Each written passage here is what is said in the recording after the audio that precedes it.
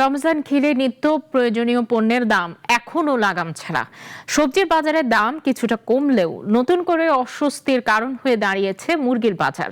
তবে স্থিতিশীল আছে মশলার বাজার। রেজাই রাব্বির প্রতিবেদন। রমজানের শুরুতে সবজির বাজার বেশ চড়া থাকলেও বর্তমানে কিছুটা কমেছে। রাজধানীর কারওয়ান বাজারের বিক্রেতারা বলছেন, সরবরাহ বাড়ায় বেশিরভাগ সবজির দাম এখন তুলনামূলক কম।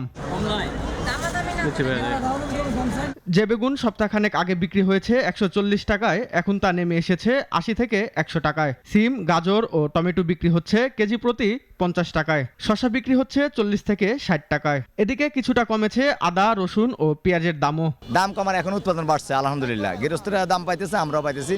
ক্রেতাও খুশি, আমরাও খুশি আলহামদুলিল্লাহ। নাগালের বাইরে যারা মধ্যবিত্ত আছে তাদের একেবারে নাগালের বাইরে। সবজির বাজারে স্বস্তি এলেও বাড়তি চাপ তৈরি করেছে মুরগির দাম। সপ্তাহের ব্যবধানে মুরগির দাম বেড়েছে কেজি প্রতি প্রায় 50 থেকে 60 টাকা। গত 2 দিন আগে মনে করেন সোনালি আসলে 280 টাকা হাইব্রিডটা, এটা আজকে 300 টাকা। অরিজিনালটা ছিল 300 টাকা, আজকে হয়েছে অরিজিনাল 350 টাকা, 340 টাকা। ব্রয়লার গত 2 দিন আগে ছিল 170 টাকা 80 টাকা, ব্রয়লার আজকে 200 টাকা। এই যে মুরগি কিনতে আসলাম, মুরগি কিনতে পারতাছি না।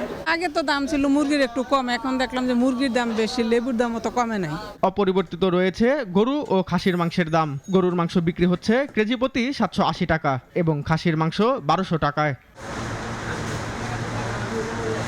ঈদ সামনে রেখে পোলাওয়ের চালের দাম কিছুটা বাড়লেও বেশিরভাগ মশলার দাম রয়েছে স্থিতিশীল। না, এই বছর নতুন করে কোনো জিনিসের দাম বাড়ে নাই, শুধু পোলাওর চালের দামটা একটু বেশি, মশলার দাম কোনো কিছু বাড়ে না। রমজানের বাকি সময়েও নিত্য পণ্যের দাম যেন স্থিতিশীল থাকে, সেজন্য নজরদারি বাড়ানোর দাবি ক্রেতাদের। রেজাই রাব্বি, নাগরিক, ঢাকা।